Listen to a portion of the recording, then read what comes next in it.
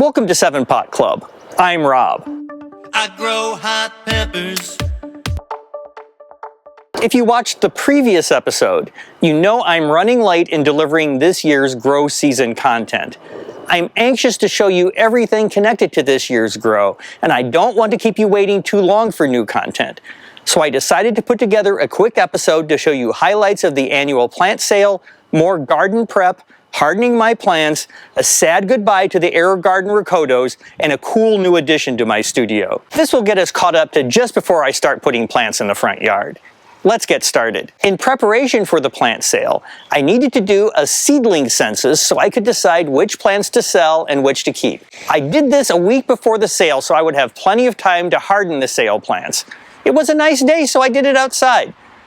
I brought out each tray one at a time, recorded the quantities, and chose the sale plants. It was a fun annual ritual, and I really enjoyed taking a close look at each and every plant. Here are the seedlings I chose for the sale. I think there were about 150 here. I kept around 240 for my own garden.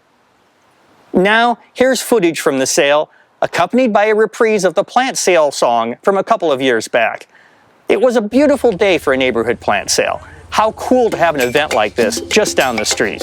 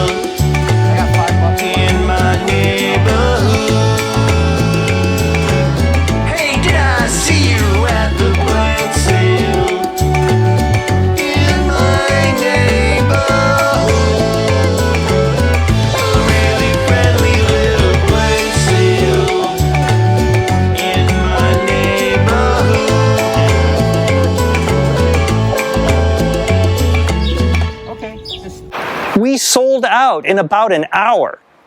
It was so fun to reconnect with good friends and make new friends as well.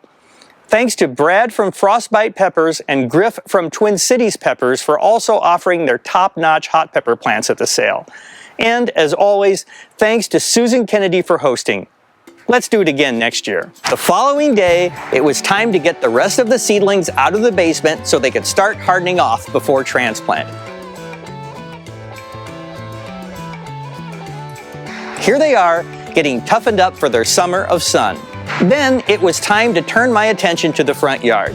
I pulled up last year's stalks and tested them to see if they were suitable to use as drumsticks. They were not.